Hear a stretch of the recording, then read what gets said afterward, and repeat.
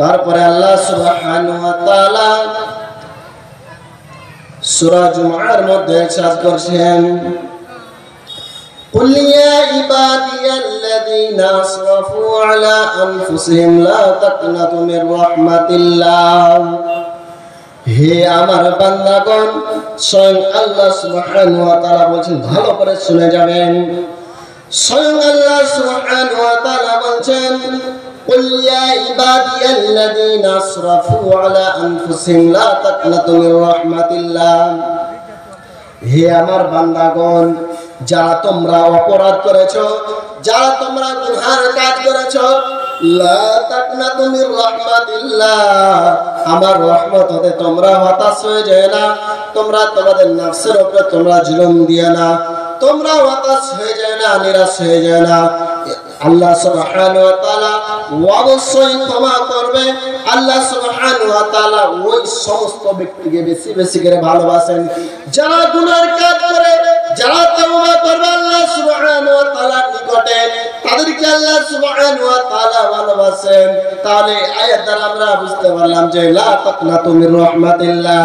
আল্লাহর রহমত হতে হতাশ হতে হবে না নিরাশ হয়ে যেতে হবে না যে যদি আপনি কোনো অপরাধ করে দেন গুনাহের কাজ করে দেন তাহলে লা তাকনাতু মির রাহমাতিল্লাহ আল্লাহর রহমত হতে আপনাকে হতাশ হতে হবে না নিরাশ হতে হবে না নিশ্চয় আল্লাহ সুবহানাহু ওয়া তাআলা সমস্ত গুনাহ মোচন করে দিবে কি করতে হবে তওবা করতে হবে আল্লাহ সুবহানাহু ওয়া তাআলার নিকটে তারপরে রাবিয়া বিন কাব قال كنت أبيت مع رسول الله صلى الله عليه وسلم فأتيته بوجوهه وحاجاته فقال سل فقلت أسألك مرافقتك في الجنة রাবিয়া বিন কাব রাদিয়াল্লাহু আনহু একদিন রাসূল সাল্লাল্লাহু আলাইহি ওয়াসাল্লামের সাথে রাত্রি যাপন করতেন তার উযু ইস্তেজার পানি উপস্থিত করে দিলেন কাকে রাসূল সাল্লাল্লাহু আলাইহি ওয়াসাল্লামকে তখন সেই ব্যক্তিকে রাসূল সাল্লাল্লাহু আলাইহি ওয়াসাল্লাম বললেন এর বিনিময়ে তুমি আমার কাছে কি চাও যে তুমি আমাকে উযু ইস্তেজার পানি উপস্থিত করে দিলে এর বিনিময়ে আমার কাছে তুমি কি চাও তখন সেই ব্যক্তি বললেন ইয়া রাসূলুল্লাহ ইয়া হাবিবাল্লাহ আপনার কাছে আমি কিছুই চাই না শুধু আপনার সঙ্গে আমি জান্নাতে থাকতে চাই তখন রাসূল সাল্লাল্লাহু আলাইহি ওয়াসাল্লাম ওই লোকটিকে আবার জিজ্ঞাসা করলেন এর বিনিময়ে কি তুমি আর কিছু আমাকে চাও তখন সেই ব্যক্তি বললেন ইয়া রাসূলুল্লাহ ইয়া হাবিবাল্লাহ এর বিনিময়ে আমি আপনার কাছে কিছুই চাই না শুধু আপনার সঙ্গে কাল কিয়ামতের দিনে থাকতে চাই তখন রাসূল সাল্লাল্লাহু আলাইহি ওয়াসাল্লাম সেই লোকটিকে আদেশ করলেন তাহলে তুমি শুনো তাহলে বেশি বেশি করে এই ব্যাপারে আমাকে সাহায্য করো আর বেশি বেশি করে তুমি সিজদা করো ওয়াত্র হাদিস দ্বারা প্রমাণ হয় যে বেশি বেশি করে নফল সালাত আদায় করলে কাল কিয়ামতের দিনে রাসূল সাল্লাল্লাহু আলাইহি ওয়াসাল্লামের সঙ্গে জান্নাতে থাকার আপনার সুযোগ হবে আজকে আমরা হতভাগা মুসলমান আপনি হাদিসে কি বুঝতে পারলেন যদি আপনি বেশি বেশি করে নফল সালাত আদায় করেন তাহলে রাসূল সাল্লাল্লাহু আলাইহি ওয়াসাল্লামের সঙ্গে জান্নাতে থাকার সুযোগ হবে কিন্তু আজকে আমরা হতভাগা মুসলমান আজকে তো আমরা মসজিদে মুখ দেখছি না আজকে আমরা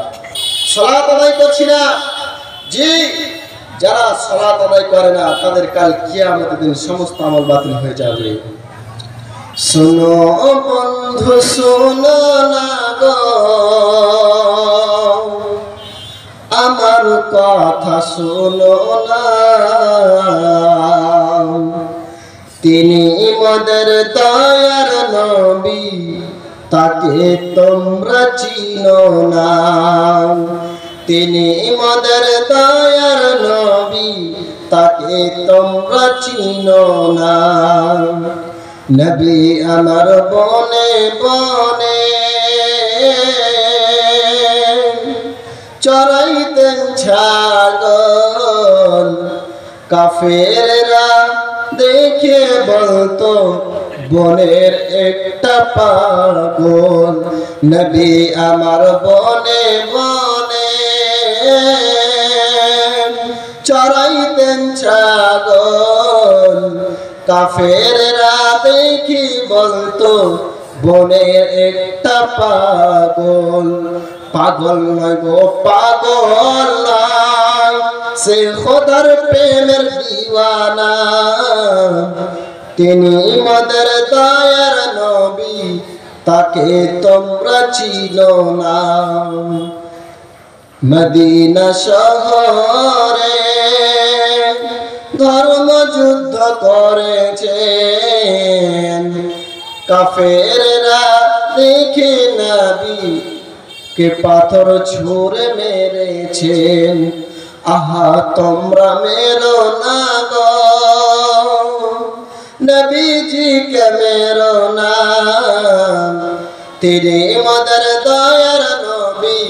তাকে তোমরা চিনো না। শুনো বন্ধু শোনো না গো